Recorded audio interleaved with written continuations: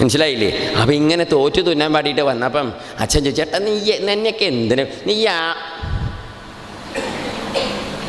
നീയേ ആ വടക്കേലപ്പെട്ട നേരുടെ മോളിൽ ലക്ഷ്മിക്കുട്ടിയെ കണ്ട് പഠിക്കടാ നീയേ. അപ്പം മകൻ പറഞ്ഞു, അവളെ കണ്ട് പഠിച്ചത് അച്ഛാ, ഞാൻ അങ്ങനെ ഏതെന്നും പറഞ്ഞു. എന്തേത് ശരിയല്ലേ? ഇത് അതാണ് നമ്മൾ വടക്കേലെ കുട്ടി, നമ്മുടേത്. അപ്പോൾ ഒന്നിനെ കൊണ്ട് ഒന്നിനെ അളക്കരുത്, താരതമ്യം ചെയ്യരുത്.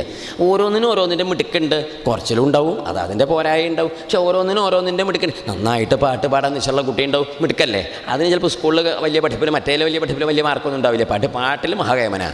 ചിലത് പാടാൻ മിടുക്കുണ്ടാവില്ല, ചിത്രം എഴുതാൻ നല്ല മിടുക്കുണ്ടാവുകയെ. അതതിന് മിടുക്കുക. ഓരോന്നിനും ഓരോ ഈശ്വരൻ ഓരോന്ന് കൊടുത്തിട്ടുണ്ടാവേ.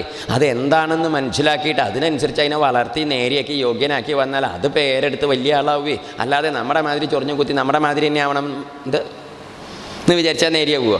അങ്ങനെ വാസന ഉണ്ടെച്ചാൽ അങ്ങനെ ആയിക്കോട്ടെ, അത് ശരിയല്ലേ ഇത്? അപ്പം അതുകൊണ്ടാണ് പറഞ്ഞത്, ഈ അസതാം ദരിശനാൽ അസത്തുക്കൾ നമ്മുടേതല്ലാത്ത സമ്പ്രദായത്തിൽ അതിൻ്റെ കൂടെ ദരിശനായാലും സ്പരിശനായാലും ഇനിയിപ്പോൾ അതല്ല എന്താ സഞ്ചൽപ്പം എന്ന് പറഞ്ഞ അർത്ഥം എന്താ? അതെന്താണെന്ന് വെച്ചിട്ടുണ്ടോ, ഈ ലോകവാസന നല്ലോണം ഉള്ളിൽ കയറി ഈ ലോകവാസനയിൽ മുഴുകിയിരിക്കണ തികഞ്ഞ ലൗകികന്മാരില്ലേ ലോകത്തിൽ നമ്മളെ കണ്ടില്ലേ? തികഞ്ഞ ലൗകികന്മാർ പറഞ്ഞ് എങ്ങനെയാണ് മനസ്സിലാക്കുക എന്നറിയോ? ഇവരെപ്പോഴും ഈ ലോകവർത്തമാനങ്ങളെ പറയില്ല. എന്താ ലോകവർത്തമാനം പറഞ്ഞ് ഈ ലോകഭോഗ വസ്തുക്കളെ കുറിച്ചിട്ട് എന്ത് കണ്ട മുണ്ട് എന്താ അപ്പം എന്തെങ്കിലും ഒരു മുണ്ട് കൊടുക്കണം, ശരിയല്ലേ? ഇത് ചെരുപ്പ് ഇതെന്ത് കൊടുത്തു? ഇതിന് 500 ഉറുപ്പ്യ. 500 കൊടുത്തുള്ളൂ. എന്താ അപ്പം കാലിൻ്റെ മുകളിൽ തുപ്പല ചവിട്ടാണ്ടിരിക്കാൻ എന്തെങ്കിലും ഒന്ന്, ശരിയല്ലേ? അതിപ്പോൾ എന്തായാലും ഒന്നിട്ട് അത്രയല്ലേ ഉള്ളൂ. അതന്നെ നമ്മളൊരു കോടയും എന്തെടുത്തു. എന്താ നമ്മൾ ഈ വെയിൽ കൊള്ളാണ്ടിരിക്കാനും ഇല്ലേ, കാറ്റടിക്കുമ്പോൾ വീഴാണ്ടിരിക്കാനും ഇതിനൊക്കെ നമ്മളത് കൊണ്ടടക്കണത്. അല്ലാതെ ഇതിനിപ്പോൾ ഇത്ര വലിപ്പത്തിൽ. അപ്പം ചിലരുണ്ടല്ലേ ഇങ്ങനെ ഈ ഭൗതികങ്ങളായ വസ്തുക്കൾ അതത്ര വലിയ കാര്യമായിട്ട് കൊണ്ടാടേണ്ടതൊന്നുമില്ല. അപ്പം നമ്മളിപ്പോൾ ഈ ജാതി ചെരുപ്പാട്ടേച്ചാൽ മറ്റയാളുടെ കാലിന് പാകമായത് മറ്റേ ജാതി ആയതുകൊണ്ട് അദ്ദേഹം അതാണ് ഇട്ടത്. നമ്മൾ ഈ ജാതി ഉടുപ്പാണ് ഉടുത്തത് നമ്മുടെ സൗകര്യത്തിന്, അദ്ദേഹത്തിന് സൗകര്യം ഇതല്ലാത്തതുകൊണ്ട് അത് സൗകര്യം ആയതുകൊണ്ട് അദ്ദേഹം അത് ഉടുത്തു. അതിനിപ്പോൾ എന്താ പത്ര പറയാനും ചോദിക്കാനും അങ്ങോട്ടും ഇങ്ങോട്ടും അതിന് ചർച്ച ചെയ്യാനുള്ളത്, ശരിയല്ലേ? ഇത് പക്ഷെ വേണ്ടതിനെക്കുറിച്ചൊന്നും പറയൂല. ഇങ്ങനെയുള്ള ഈ ഭോഗസാമഗ്രികളുടെ മഹിമകളെക്കുറിച്ചും അതിൻ്റെ സൂക്ഷ്മതയെക്കുറിച്ചും ശ്രദ്ധിച്ചാൽ അറിയാം ഇങ്ങനത്തെ സമ്പ്രദായങ്ങൾ ഇങ്ങനെ ആളുകൾ കണ്ടില്ലേ. അപ്പോൾ അവരുടെ കൂടെ കൂടി ഇതൊക്കെ കണ്ടും കേട്ടും കുറേ കാലം ഇങ്ങനെ കഴിച്ചു. അപ്പോൾ നമുക്ക് എന്ത് വാസന ഉറക്കും? ഇത്തരം വാസനകൾ ഉറച്ചു പോവേ. അതുകൊണ്ടാണ് എപ്പോഴും ഇതേ സമ്പ്രദായം ഈ ഭാഗവതത്തിൽ തന്നെ ഒരിക്കലും പറയും. എവിടെയെന്നറിയോ? നവമസ്കന്ധത്തിൽ തന്നെ. നവമസ്കന്ധത്തിൻ്റെയൊക്കെ ഒരു ആസ്ഥാനമാണ്. അവിടെ ഈ പുരൂരവസ്ഥ എന്ന് പറഞ്ഞൊരു യോഗ്യ ഉണ്ടായിരുന്നു. പുരൂരവസ്ഥയെ ഈ പുരൂരവസ്ഥൻ്റെ ഒരു സമ്പ്രദായം എന്താ വെച്ചാൽ, പുരൂരവസ്ഥ ഇങ്ങനെ രാജാവ് മിടുക്കനായിട്ട് കഴിയുന്ന കാലത്ത്, അദ്ദേഹം ഭൂമിയിൽ രാജാവായിട്ട് വാഴുന്ന കാലത്ത് ദേവലോകത്തിൽ ഉർവശി ഉണ്ടല്ലോ, ഉർവശിക്ക് രാജാവിനോടൊരു വലിയ പ്രേമം. രാജാവിൻ്റെ മിടുക്കൻ കേമത്തൊക്കെ ഇങ്ങനെ കേട്ടിട്ടേ സ്വർഗത്തിൽ ഇങ്ങനെ വരണവരെക്കാരെക്കുറിച്ച് ഇങ്ങനെ പറയും, പുരൂരവസനെ കുറിച്ച് പറയേ. അപ്പോൾ ഈ പുരൂരവസൻ്റെ ഭാവവും അദ്ദേഹത്തിൻ്റെ മഹിമയും അദ്ദേഹത്തിൻ്റെ ഭരണവും അദ്ദേഹത്തിൻ്റെ സൗന്ദര്യവും അദ്ദേഹത്തിൻ്റെ സ്വഭാവശുദ്ധി എന്ത് പറഞ്ഞ് കേട്ട് ഉർവശിക്കാരോട് പ്രേമായി ഈ പുരൂരവസനോടെ. അങ്ങനെ ഒരു ദിവസം എന്താ ചെയ്തു വെച്ചാൽ, ഈ ഉർവശിക്കൊരു ശാപം ഉണ്ടായ സമയത്ത് ഭൂമിയിൽ മനുഷ്യസ്ത്രീയായിട്ട് വരണം എന്നൊരു സ്ഥിതി വന്നപ്പം ഉർവശി നേരെ എവിടേക്ക് പോകുന്നു? ഓട്ടോറിക്ഷ വിളിച്ചിട്ട് രാജാവിൻ്റെ അടുത്തേക്ക് പോകുന്നു, പുരൂരവസിൻ്റെ അടുത്തേക്ക് വന്നു. എന്നിട്ട് പുരൂരവസനോട് പറഞ്ഞു, പുരൂരവസേ മഹാരാജാവേ, അങ്ങേ കല്യാണം കഴിക്കണമെന്ന് മോഹമുണ്ടെന്ന് പറഞ്ഞു. അപ്പോൾ അവൾ അപ്സരസാണേ, ആര്? ഉർവശി വന്നിട്ട് അങ്ങേ കല്യാണം കഴിക്കണമെന്ന് മോഹമുണ്ടെന്ന് പറഞ്ഞപ്പോൾ രാജാവ് പറഞ്ഞു, എനിക്ക് കുഴപ്പമൊന്നുമില്ല എന്ന് പറഞ്ഞു. എന്ത് രാജാവിനിപ്പോൾ എന്താ കുഴപ്പം? നമ്മൾ വലിയ അപ്സരസല്ലേ, അപ്സരസായ സ്ത്രീ മനുഷ്യനെ വിവാഹം ചെയ്യാൻ വരിക പറഞ്ഞപ്പോൾ മനുഷ്യന് വലിയ കുഴപ്പമൊന്നും ഉണ്ടാവില്ല, എനിക്ക് കുഴപ്പമൊന്നുമില്ല പറഞ്ഞു. അപ്പോൾ ഉർവശി പറഞ്ഞു, എനിക്ക് ചില കുഴപ്പമുണ്ട് പറഞ്ഞു. അതെന്താ ചോദിച്ചു? ഉർവശി പറഞ്ഞാൽ 2 ആടിൻ്റെ കുട്ടികളെ കൊണ്ടുവന്നിട്ട് ഈ ആടിൻ്റെ കുട്ടികളൊക്കെ ആപത്തില്ലാണ്ട് നോക്കണം എന്നും പറഞ്ഞു. ശരി, സമ്മതിച്ചു. പിന്നെ എന്താ വേണ്ടേ ചോദിച്ചു. പിന്നെ മാത്രമല്ല ഞാൻ എന്താ വെച്ചാൽ, ഞാൻ എല്ലാവരുടെയും മാതിരി ഇങ്ങനെ ചോറ്, കഞ്ഞി, കാപ്പി, പിന്നെ അതുപോലെ ദോശ, ഇഡ്ഡലി, ചട്നി, ഇതൊന്നും ഉപ്പുമാവൊന്നും കഴിക്കില്ല. പിന്നെ എന്താ കഴിക്കുക ചോദിച്ചു. ഉർവശി ഇതൊന്നും കഴിക്കില്ല, അത്ര ഊണ് കഴിക്കില്ല, കാപ്പി കഴിക്കില്ല, കഞ്ഞിയും കുടിക്കില്ല. ഉപ്പുമാവ് തീരെ ഇഷ്ടമല്ല. ആർക്ക്? ഉപ്പുമാവ് ഇഷ്ടമല്ലേന്ന്. ശരിയല്ലേ? ഇത് അതൊന്നും കഴിക്കില്ല, ദോശയും കഴിക്കില്ല, ഇഡ്ഡലി കഴിക്കില്ല, എന്ത് നല്ല പലഹാരം ഉണ്ടാക്കി കൊടുത്താലും കഴിക്കില്ല. പിന്നെ എന്താ പത്താൻ കഴിക്കുക ചോദിച്ചു. നെയ്യ് മാത്രമേ കഴിക്കുള്ളൂ പറഞ്ഞു. അതാർക്കറിയില്ല, ഇനിയിപ്പോൾ ഒന്നും കൂട്ടാനൊന്നും വേറെ ഉണ്ടാക്കണ്ടല്ലോ, എന്ത് മതി, സൗകര്യമാണ്. നെയ്യ് മാത്രമേ കഴിക്കുള്ളൂ. വില കൂടിയ സാധനമാണെങ്കിലും കുറേ വേണ്ടല്ലോ, കുറച്ചല്ലേ വേണ്ടൂ, നെയ്യേ കഴിക്കുള്ളൂ. ആയിക്കോട്ടെ, സമ്മതിച്ചു. പിന്നെ എന്താ ചോദിച്ചു. പിന്നെ മാത്രമല്ല രാജാവ് ഒന്നും കൂടി ഉണ്ട് പറഞ്ഞു. 3 ഉപാധിയാണ് പറഞ്ഞു. 3ാമത്തെ ഉപാധി എന്താണെന്നറിയൂ? രാജാവിനെ മുണ്ടില്ലാണ്ട കാണാൻ പാടില്ല എന്നും പറഞ്ഞു. എന്തില്ലാതെ? വസ്ത്രം ചെയ്യേണ്ട രാജാവിനെ കാണരുത്. പറ്റുമോ ചോദിച്ചു. രാജാവ് ഒന്ന് ആലോചിച്ച് നോക്കി പറ്റുമോ എന്ന്. കുറച്ച് നേരം ആലോചിച്ച് പറഞ്ഞാൽ ആടിൻ്റെ കുട്ടികളല്ലേ, കുഴപ്പമില്ല, ഒരു 2000 പട്ടാളക്കാരെ ഇങ്ങോട്ട് ഏർപ്പാടാക്കി. എന്തിന് എത്ര പട്ടാളക്കാർ? ആനക്കുട്ടിയല്ല, ആടുംകുട്ടിയെ. 2 ആടിൻ്റെ കുട്ടികളെ നേരെയാക്കി നോക്കാനായിട്ട് 2000 പട്ടാളക്കാരെ ഇങ്ങോട്ട് ഏൽപ്പിച്ചു കൊടുത്തു. അപ്പോൾ അതിൻ്റെ കാര്യം നേരെയായി, കുഴപ്പമില്ല, ശരി. പിന്നെ മറ്റേ നെയ്യല്ലേ, നെയ്യ് പിന്നെ ഗ്യാസിൻ്റെ കുറ്റി കൊണ്ടുവരുമ്പോൾ പറഞ്ഞേൽപ്പിച്ചു, അയാൾ കൊണ്ടുവന്നോളും, വിളിച്ച് പറയുന്നു വേണ്ട, അതിന് ഓൺലൈൻ ബുക്കിംഗ് ഒന്നുമില്ല. അത് തീരുമ്പം 31-ാം തീയതി വൈകുന്നേരം ആര് കൊണ്ടുവന്നോളും. ആയുർവേദശാലയിൽ നിന്ന് ഒരു 4-5 ഭരണി ഇങ്ങോട്ട് കൊണ്ടുവരും. അപ്പോൾ പിന്നെ അങ്ങനെ കഴിച്ച് തീരുമ്പം വീണ്ടും കൊണ്ടുവരും. അപ്പോൾ അതിനെ ഏർപ്പാടാക്കി. അപ്പോൾ നെയ്യ് കുറയില്ല, അതുകൊണ്ട് ഇപ്പോൾ പോകണ്ട, ശരി തന്നെയാണ്. പിന്നെ 3-ാമത്തെ മുണ്ടിൻ്റെ കാര്യമല്ലേ, രാജാവ് എന്ത് ചെയ്തു, അങ്ങാടിയിൽ നിന്ന് ഒരു ബെൽറ്റ് വാങ്ങി അരയിലും അങ്ങോട്ട് കെട്ടി. ഇത് വെയിലിയുമ്പോൾ കുളത്തിൽ പോകണ്ട, ഏത് മുണ്ടിൻ്റെ കാര്യം അത് ഉറപ്പിച്ചു, കാര്യമൊക്കെ നേരെയാക്കി, ശരിയായി. ഇങ്ങനെ ഇരിക്കുന്ന സമയത്ത് ഉർവശി എന്ത് ചെയ്തു, രാജാവിനെ കല്യാണം. ഉർവശി ഇവിടെ വന്ന് രാജാവിനെ കല്യാണമൊക്കെ കഴിച്ചു, സന്തോഷമായി, കുറേ കാലം അങ്ങനെ ഉർവശി വന്ന് കൂടി രാജാവിൻ്റെ കൂടി അങ്ങനെ അങ്ങോട്ട് കൂടിയേ. ഉർവശി കുറച്ച് ദിവസം ഇവിടെ വന്ന് കൂടിയിട്ട് തിരിച്ചു പോകാമെന്ന് വിചാരിച്ചിട്ട് ആണ് വന്നത്. ഇപ്പോൾ ഇവിടെ വന്ന് രാജാവിൻ്റെ കൂടെ അങ്ങോട്ട് കൂടിയപ്പോൾ ഉർവശിക്ക് പോകണമെന്നില്ലാണ്ടേ. എന്തായി അത് പിന്നെ നമ്മളെവിടെയും ചെന്ന് ഒട്ടി പിടിച്ചാൽ പിന്നെ ചെന്ന് ആദ്യം ഒരു തുടക്കത്തിലൊക്കെ ഒരു വല്ലാത്ത വിഷമാണ്. തുടങ്ങി പിന്നെ നമ്മളവിടുത്തെ ആരായി, വല്യമ്മായി, ശരിയല്ലേ? ഇത് അങ്ങനെ അങ്ങോട്ട് ആവുമല്ലോ. അതിപ്പോൾ രാജാവ് ഈ വിധത്തിൽ, അത് ലോകത്തിൽ അങ്ങനെയാണ്, എന്താ ചെയ്യല്ലോ, ഏതിനോടും സംസർഗം വന്ന് ഒട്ടിയാൽ പിന്നെ ആ ഒട്ടൽ അങ്ങോട്ട് വല്ലാതെ, ആദ്യമൊക്കെ നമുക്ക് എന്തിനോടും അങ്ങോട്ട് ചെന്ന് ചേരുമ്പോൾ ഒരു വല്ലാത്തൊരു, ശ്രദ്ധിച്ചിട്ടില്ലേ? പിന്നെ കുറച്ച് അതിപ്പോൾ നമ്മൾ പണ്ട് പറയാറില്ലേ, മറ്റേ പെൺകുട്ടിയെ കല്യാണം കഴിച്ചുകൊണ്ടുപോകുന്ന സമയത്ത് എന്തായിരുന്നു ആ കുട്ടിയെ കല്യാണം കഴിച്ചുകൊണ്ടുപോകുന്ന സമയത്തുള്ള ബുദ്ധിമുട്ട്. പെൺകുട്ടിയുണ്ടല്ലോ, പെൺകുട്ടിയെ കല്യാണം കഴിച്ച് ഭർത്താവിൻ്റെ വീട്ടിലേക്ക് കൊണ്ടുപോകണേ, അതിനെ കൊണ്ടുപോകാൻ ഇങ്ങനെ അകത്തുനിന്ന് ഇങ്ങനെ 2 കയ്യും പിടിച്ച് നാത്തൂന്മാർ, ആര് നാത്തൂൻ എന്ന് പറഞ്ഞാൽ അറിയില്ലേ, വല്ലാത്ത തൂണത്. എന്നാലും ഇവർ 4 ആളും കൂടി 2 കയ്യും പിടിച്ച് പെൺകുട്ടി ഇങ്ങനെ അകത്തെ മുറിയിൽ നിന്ന് ഇറക്കി ഇങ്ങനെ കൊണ്ടുവരിക. അത് മെല്ലെ ഇങ്ങനെ തലയും താഴ്ത്തി നിലവിളിച്ച് എന്ന് പറഞ്ഞിങ്ങനെ പോരും.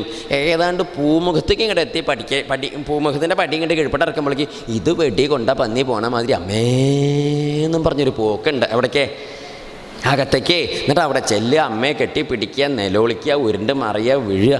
അപ്പോഴേക്ക് ആൾക്കാരൊക്കെ ഓടി വരും. അപ്പോഴേക്ക് ഇതാ നാത്തൂന്മാർ പിന്നെ ഇതിനെ പിടിച്ചു കൊണ്ടുവരും. പൂമുഖം വരെ വലിയ ബുദ്ധിമുട്ടില്ലാണ്ട് വരും. പൂമുഖത്തേക്ക് എത്തിയിട്ട് ഇങ്ങോട്ട് കീഴ്പ്പെട്ട മുറ്റത്തേക്ക് ഇങ്ങോട്ട് ഇറക്കുമ്പോഴേക്ക് ഈ സാധനം വീണ്ടും പിടുത്തം വിട്ട് പോവും. അമ്മയുടെ അടുത്തേക്ക് പോവുക, കെട്ടി പിടിക്കുക. അമ്മേ, ആൾക്കാരുടെ വിചാരം അമ്മ മരിച്ചു പോയി എന്ന്. അമ്മ കുത്തനെ നിൽക്കണ്ട അവിടെ, എവിടെ ആ വടക്കേ മുറിയിലേ, അവിടേക്കായി ഓടി ചെല്ലുന്നത്. ആൾക്കാർ എന്നിട്ട് ഇങ്ങനെ കല്യാണത്തിന് വന്നവരൊക്കെ കണ്ണ് ഇത് കണ്ടിട്ട് ഈറനണിയുക. എന്താണ് ഈ എന്താ മനസ്സിലാവില്ലല്ലേ? അതാണ് ഈ എന്താ കാരണം. ഇപ്പോഴും ഉണ്ടോ അങ്ങനത്തെ കുട്ടികൾ? എങ്ങനത്തെ കുട്ടികൾ? ആ സ്നേഹമുള്ള കുട്ടികളെ അത്ഭുതം കൊണ്ട് വയ്യ നാട്ടുകാർക്ക്. എന്നിട്ട് ആളുകൾ ഇങ്ങനെ ആ സ്നേഹവാത്സല്യങ്ങൾ കണ്ട് സന്തോഷം കൊണ്ട് ഇങ്ങനെ കണ്ണൊക്കെ ഇങ്ങനെ തുടയ്ക്കുക. വീണ്ടും ഇങ്ങനെ നാത്തൂന്മാരാണെങ്കിൽ വാച്ചിൽ നോക്കാൻ തുടങ്ങിയിട്ട് കുറച്ച് നേരമായി. 4 ആളുണ്ട്. ഇവർ 4 ആളും വനിതാ പോലീസുകാരാണ്. പത്മാവതി അമ്മ, അമ്മൂട്ടിയമ്മ, കല്യാണിയമ്മ, സരോജിനിയമ്മ, 4 ആളുണ്ട്. അതിൽ പത്മാവതി അമ്മ SI, മറ്റൊരു കോൺസ്റ്റബിൾമാർ, 4 ആളും കൂടിയാണ് വന്നത് നാത്തൂന്മാർ. പക്ഷേ പാൻറ്റും ഷർട്ടും ഒന്നും ഇട്ടിട്ടൊന്നുമില്ല കേട്ടോ, മറ്റേതൊന്നും കെട്ടി പേടിപ്പിച്ചിട്ടൊന്നുമില്ല. എന്തായത് ഇഷ്ടി മുണ്ടൊക്കെ ചുറ്റി നെറ്റീമിൽ വരച്ച കുറിയൊക്കെ ഇട്ടിട്ട് പൂവൊക്കെ ചൂടിയിട്ടൊക്കെ തന്നെയാണ് വന്നത്. പക്ഷേ ആൾ മറ്റേതാ, എന്ത് മഫ്റ്റി ആണെങ്കിലും ഐഡൻറ്റിറ്റി കാർഡൊക്കെ പേഴ്സിലുണ്ട്. അവരുടെ ഉണ്ടാവുമല്ലോ ഉദ്യോഗത്തിൻ്റെ സൂക്ഷ്മതയൊക്കെ ഉള്ളത്, അതൊക്കെയുണ്ട്. അപ്പോൾ ഇവരെന്ത് ചെയ്തിട്ട് ഇതിന് കിട്ടണില്ലേ? അപ്പം നോക്കൂ, 1:15 മുമ്പ് കയറ്റിക്കോളാം കുടുംബത്തിൽ നിന്ന് പറഞ്ഞിട്ട് അവരിറങ്ങിയതേ. മണി ഇപ്പം എത്രയായി? 1 മണിയായി. കുറച്ച് ദൂരം ഉണ്ട് പോവാൻ, 10-15 കിലോമീറ്റർ ഉണ്ടേ. റോഡ് ബില് തിരക്കും ഉണ്ടാവും. 10-12 മിനിറ്റ് കൊണ്ട് അവിടെ എത്തിക്കണം ഈ സാധനത്തിന്. ഇതിനെ കിട്ടണ്ടേ? മുടിക്കമ്പര് വലിക്കുക, കൊണ്ടുവരിക. ഇതങ്ങോട്ട് തന്നെ ഒന്നും പറയണ്ട. അവസാനം ഇവരെന്ത് ചെയ്തു? അവർക്ക് നിശ്ചയമുള്ള പണി ഇങ്ങോട്ട് എടുത്തു. ഏത് പണി? അവർ പെൺകുട്ടിയെ പിടിച്ച പിടിയിൽ ഇങ്ങോട്ട് കൊണ്ടുവന്നിട്ട്, അതിപ്പോൾ എങ്ങനെയപ്പോൾ പറയുക ചോദിച്ചാൽ, നമ്മൾ ഈ ഓട്ടോറിക്ഷയ്ക്ക് അരിയുടെ ചാക്ക് കയറ്റുന്നത് കണ്ടിട്ടുണ്ടോ? എൻ്റെ ചെളുപ്പായി അല്ലേ വെച്ചാൽ നമ്മൾ അതും കൂടി പറയണം. അതുകൊണ്ടാണ് ചോദിച്ചത്. ഓട്ടോറിക്ഷയ്ക്ക് അരിയുടെ ചാക്ക് കയറ്റണുണ്ടോ? ഉണ്ടാവില്ലേ? നന്നായി, ഭാഗ്യം. ഇതൊക്കെ നോക്കി കാണണ ഇടയ്ക്ക്. അരിയുടെ ചാക്ക് എങ്ങനെയാണ് കയറ്റണേ? ചാക്ക് അരിയുടെ കൊണ്ട് അവിടെ റോഡിൻ്റെ പക്കത്ത് കടയുടെ തിണ്ണയിൽ വയ്ക്കും. അതിങ്ങനെ 2 ചെറുപ്പക്കാരും ഇങ്ങോട്ട് കൂടിയിട്ട് ആ ചാക്കിൻ്റെ 2 കാത് 2 കൈ കൊണ്ട് ഇങ്ങോട്ട് പിടിച്ചിട്ട് അപ്പുറത്തുള്ള 2 കൈ ഇങ്ങനെ പിടിച്ചിട്ട് എന്താ ഒരു കഥയിലായ ഇങ്ങോട്ട് പിടിച്ചിട്ട് ഇങ്ങോട്ട് വീശിയിട്ട് പട്ടക്കാന്ന് പറഞ്ഞാൽ അങ്ങോട്ട് ഒരൊറ്റ വീശ ഉള്ളിലേക്ക് അങ്ങോട്ട് എത്തിപ്പോയി. എന്ത് ഓട്ടോറിക്ഷയുടെ അപ്പുറത്തേക്ക്. എന്നിട്ട് നമുക്ക് ഇരിക്കാൻ പിന്നെയും സ്ഥലം ഉണ്ടാവും അവിടെ ഓട്ടോറിക്ഷയിൽ അല്ലേ? അതേ മട്ടിൽ എന്ത് ചെയ്തു? ഇവർ 2 ആളും കൂടി പത്മാവതിയമ്മയും സരോജിനിയമ്മയും അമ്മൂട്ടിയമ്മയും കല്യാണിയമ്മയും 4 പേരുണ്ടല്ലോ. SI പത്മാവതിയമ്മ പിടിച്ചു. ഒറ്റ വീശ അങ്ങോട്ട് കയറി രണ്ടാൾ അപ്പുറത്തപ്പുറത്ത് അങ്ങോട്ട് കയറിയിരുന്നു. അപ്പോഴേക്ക് ഈ ഡ്രൈവർ കാറിൻ്റെ ഈ ഇതൊക്കെ ഉണ്ടല്ലോ, മറ്റേ ആ വലിയ ലൈറ്റില്ലേ, വലിയ ഉണ്ടക്കണ്ണ, അതൊക്കെ അങ്ങനെ തുറന്നിട്ട് ആ നിലവിളിയുള്ള ഇതൊക്കെ ഇട്ടിട്ടുണ്ട്. എന്നിട്ടിങ്ങനെ ഓ ഓ ഓ എന്നും പറഞ്ഞ് കാറിങ്ങനെ ഇതിൻ്റെ ഉള്ളിൽ നിന്ന് ഈ കാറിൻ്റെ നിലവിളി ഉണ്ടല്ലോ അതുണ്ട്, അതിൻ്റെ ഉള്ളിൽ നിന്ന് ഈ ചുമന്ന ലൈറ്റ് ഇങ്ങനെ ഇട്ടിട്ടേ എന്നിട്ട് ഇങ്ങനെ നിലവിളിച്ച് പോവുക. അപ്പോഴേക്ക് അതിൻ്റെ ഇടയ്ക്ക് ഇത് പച്ചമുള ചീന്ത പോലെ ഇതിൻ്റെ നിലവിളി ഉണ്ട്, ഇതിൻ്റെ ഈ ഉള്ളിലത്തെ. അപ്പോൾ ഈ കാറിൻ്റെ നിലവിളിയും ഇതിൻ്റെ നിലവിളി എല്ലാം കൂടി ഒരു കശപിശ അതിൻ്റെ ഉള്ളിൽ. പക്ഷേ നാത്തൂന്മാരിങ്ങനെ അവർ പിന്നെ ഈ പ്രകടനക്കാരെയൊക്കെ ബസ്സിലേക്ക് വലിച്ചു കയറ്റിയിട്ട് ശീലമുള്ളതുകൊണ്ടാണ്. സാധാരണ നമ്മുടെ നാട്ടിലെ നാത്തൂന്മാരച്ചാൽ എന്തുണ്ടാവും, വെട്ടി മുണ്ട് മടക്കി കുത്തിയേ പോകും, അവരങ്ങോട്ട് പോകും. ഇതിനെ പിന്നെ വേറെ വല്ലവരും വല്ല വണ്ടി വിളിച്ച് കൊണ്ടുവരേണ്ടി വരും. ശരിയല്ലേ? ഇത് അങ്ങനെ കിട്ടില്ലല്ലോ. ഇവർ ഉത്സാഹിച്ച് അങ്ങനെ പോന്ന് റോഡിലേക്ക് എത്തി. വണ്ടി ഇങ്ങനെ പറന്നിട്ടല്ലേ പോണത്. എന്താ കാരണം, 5-6 മിനിറ്റേ ഉള്ളൂ ഇനി അവിടെ എത്തിക്കാനേ. അപ്പോഴേക്ക് റോഡിൻ്റെ നടക്കാൻ 4 കൂടി ഇരിക്കുന്ന ഇതിങ്ങനെ നിലവിളിക്കണ ഈ ലൈറ്റിട്ട് പോണ വണ്ടിയൊക്കെ കൂടി കണ്ടപ്പോൾ പോലീസുകാരൻ ആ കോൺസ്റ്റബിൾ ഉണ്ടല്ലോ മറ്റേ ട്രാഫിക്കിൽ നിൽക്കുന്ന ചാടി ഇങ്ങനെ സ്റ്റോപ്പ് എന്ന് പറഞ്ഞത് എന്ത് കിഡ്നാപ്പിംഗ് എന്നാണ് വിചാരിച്ചതേ. എന്ത് പെൺകുട്ടിയെ കട്ടുകൊണ്ടോണതിൻ്റെ നിർത്തിയപ്പോൾ എന്താണ്ടായത്, പോലീസുകാരൻ കൈ അണിച്ച് നിർത്തിയപ്പം വാതിലും ഇങ്ങോട്ട് തുറന്നിട്ട് പത്മാവതി അമ്മ ആദ്യം ഇറങ്ങി, കല്യാണിയമ്മ അമ്മൂട്ടമ്മ 4 ഇങ്ങോട്ട് ഇറങ്ങി. ഇറങ്ങിയപ്പോഴാണ് കോൺസ്റ്റബിൾ സാർ ഇതെന്താ സാധിച്ചു? ഒന്നുമില്ല, അനിയൻ്റെ ഭാര്യയാണ്, ഭർത്താവിനെ പിന്നെ പറയാം. പിന്നെ ഇത് പറഞ്ഞു നിൽക്കാൻ നേരത്തെ ഇത് കിഡ്നാപ്പിംഗ് അല്ല, അതിന് കല്യാണം കഴിച്ചുകൊണ്ട് പോവുകയാണേ. അമ്പോ അങ്ങനെ 1:15 മുമ്പ് കയറ്റിക്കോളാന്ന് പറഞ്ഞു. 1:13 അമ്പോ എന്തിന്? 1:15 ഉള്ളിൽ 1:13 എവിടെ കയറ്റി, കുടുംബത്ത് കയറ്റി. ഇവർ പോലീസുകാരെ ഇത് നന്നായിട്ടു അങ്ങനെ കൊണ്ടുവന്ന പെൺകുട്ടിയത് ഇത് കല്യാണം കഴിഞ്ഞു 6 മാസം 5-6 മാസമായി. 5-6 മാസം കഴിഞ്ഞ് ഒരു ദിവസം തണ്ടായി ചോദിച്ചാൽ, ഒരു ദിവസം രാവിലെ ആകുമ്പോൾ പെൺകുട്ടിയുടെ കുടുംബത്തിൽ നിന്ന് 2 ആൾ ഓട്ടോറിക്ഷ വിളിച്ച് ഓടി വന്നിരിക്കണോ. പറഞ്ഞു പെൺകുട്ടി എന്താവുക? അപ്പോൾ തൊട്ടടുത്ത് വേണ്ടപ്പെട്ട ആൾക്കാർ തന്നെയാണേ. 2 ആൾ ധൃതിയിൽ വന്നിരിക്കുക. കുട്ടി എന്താ ചോദിച്ചു? അതെ വേഗം പുറപ്പെടുക. എന്തേതാ? എൻ്റെ അമ്മ കിണറ്റിൽ ചാടി. എപ്പോഴാണ് ചാടിയത്? ഇന്നലെ വൈകുന്നേരം ചാടി. വേഗം വരിക എന്നും പറഞ്ഞു. ആര്? ഈ വന്നോരേ അമ്മ കണ്ടു ചാടി. ഇത്ര എന്നിട്ട് എടുത്തോ ചോദിച്ചു. ഇല്ല കുട്ടി വന്നിട്ട് വേണം എടുക്കാനെന്നും പറഞ്ഞു. വേഗം വരൂ എന്നും. നിങ്ങൾക്ക് ഈ വേഗം വരൂ എന്നും ഇങ്ങടെ വന്ന് പറഞ്ഞാൽ മതി. ഇവിടെ അപ്പേട്ടൻ ആരുണ്ട്? പെൺകുട്ടി പോയില്ല. അപ്പേട്ടൻ ആരാണ്? അപ്പേട്ടനെ മനസ്സിലായില്ല അല്ലേ? അപ്പേട്ടൻ അപ്പട്ടൻ നായർ വെള്ളിയാഴ്ചയാൾ മനസ്സിലായില്ലേ? അതാണ് അപ്പേട്ടനാച്ച അപ്പേട്ടൻ, അമ്മയാച്ച അമ്മ, നീ തൂണാച്ച തൂണ്. അർത്ഥം ഇത് ലോകത്തിൻ്റെ ഒരു സ്വഭാവമാണ്. നേരം പോക്കിനെ പറഞ്ഞാൽ എന്തിൻ്റെ കൂടെ നമ്മളങ്ങോട്ട് ഒട്ടണോ അതിൻ്റെ കൂടെ അങ്ങോട്ട്